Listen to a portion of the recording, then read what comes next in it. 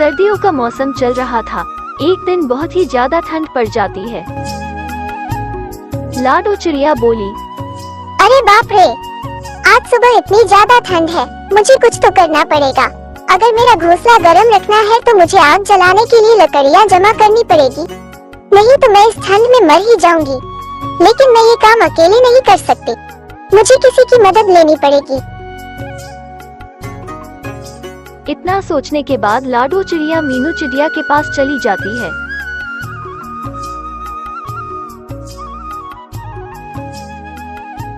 लाडो चिड़िया बोली, अरे मीनू मौसी, तुम क्या कर रही हो? मीनू चिड़िया बोली, कुछ नहीं लाडो। लाडो चिड़िया बोली, अच्छा ठीक है। मीनू चिड़िया बोली, तुम बताओ, तुम यहाँ कैसे? लाडो चिड़िया बोली, अरे कुछ नहीं, अभी ठंड का मौसम चल रहा है ना, मैं सोच रही थी कि हमें हमारे घोंसले गर्म रखने के लिए आग जलानी होगी और उसके लिए हमें लकड़ियाँ इकट्ठा करनी होंगी। मीनू चिड़िया बोली, हाँ हाँ, बात तो सही है। लाडो चिड़िया बोली, आज घोघा मौसी मुझसे मिलने आई थी। वो कह रही थी कि ठंड के साथ बर्फबारी भी होने वाली है। मेरे तो ठंड की वजह से अभी से हाथ पैर कांप रहे हैं। मीनू चिड़िया बोली, तो बताओ कब जाना है लकड़ियाँ लेने को? लाडो चिड़िया बोली, अभी शाम हो गई है, हम सुबह घर का सारा काम निपटा कर फिर चले जाएंगे। मीनू चिड़िया बोली, हाँ हाँ, कल सुबह जाएंगे।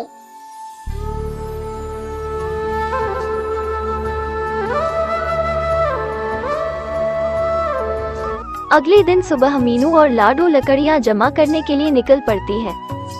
उड़ते उड़ते उन्हें रास्ते में कालू कौवा धूप सेंकते हुए उन्हें दिखाई देता है। मीनू चिड़िया लाडो चिड़िया से कहती है, देख लाडो, ये आलसी कौवा कैसे मजे में धूप सेक रहा है।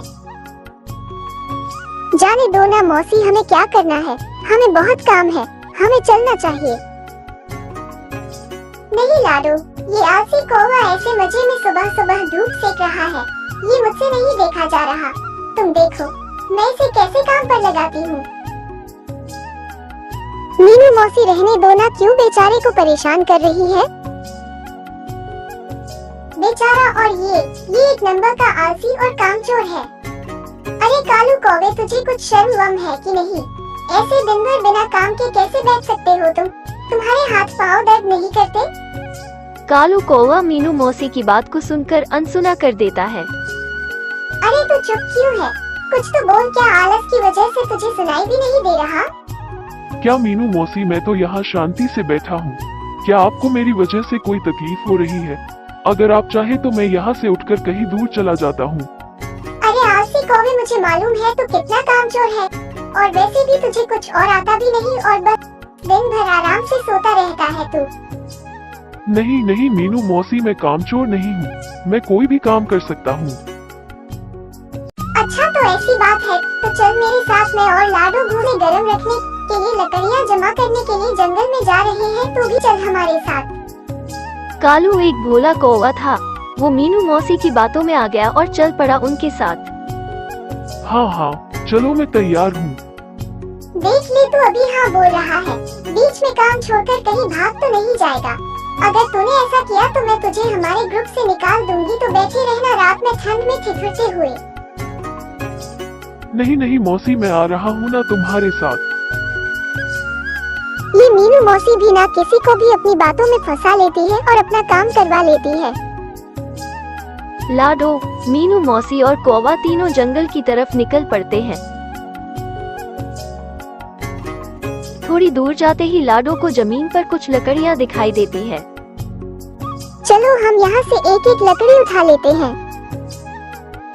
तीनों एक एक लकड़ी उठाकर लाडो चिड़िया की घोंसले की तरफ निकल पड़ते हैं। तीनों लाडो चिड़िया के घोंसले के पास आ जाते हैं। तभी मीनू चिड़िया लाडो से कहती है, लाडो, तुम्हारा घोंसला तो बहुत छोटा है, अगर हम यहाँ लकड़ी इकट्ठा करेंगे तो घोंसले में रहने के लिए जगह नहीं रहेगी और फिर हमें आग भी तो जलानी है। हम एक काम करेंगे, मेरा घोंसला बहुत बड़ा है, हम लकड़ियाँ मेरे घोंसले में जमा करते हैं, रात में हम तीनों वहीं पर आग जलाएंगे और आराम से सो जाएंगे। आप सही कह रही हो मीनू मौसी, हम वैसा ही करेंगे। कालू भैया चलिए हम मीनू मौसी के घोंसले की तरफ चलते हैं। कालू लाडो की हाँ में हाँ मिलाकर पीछे पीछे चल पड़ता है। तीनों मिलकर लकड़ियाँ मौसी के घोंसले में रख देते हैं। चलो हमें और भी लकड़ियाँ लानी पड़ेगी, ये लकड़ियाँ तो हमें आग जलाने में कम पड़ जाएगी, हमें कुछ और लकड़ियों की जरूरत पड़ेगी। तभी मीनू चिड़िया पाँव में मोच आने का झूठा नाटक करती है। अरे बाप रे, पूरी माँ मर गई रे, शायद मेरे पैर में मोच आई है, अब मैं लकड़ियाँ नहीं उठा पाऊंगी। लाडो चिड़िया कोई बात नहीं मौसी, आप आराम कीजिए, मैं और कालू भैया जाकर लकड़ियाँ जमा कर देंगे। इतना बोलकर लाडो और कालू वहाँ से लकड़ियाँ लाने के लिए उड़ जाते हैं। दिन भर दोनों लकड़ियाँ जमा कर रहे थे।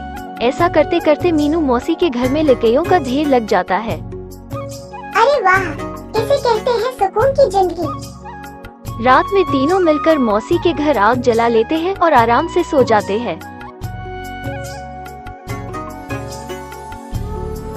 जब सुबह हो जाती है कालू कहता है कि कल तो बहुत अच्छी नींद आई मुझे, लेकिन अब मुझे बहुत ज्यादा भूख लग रही है।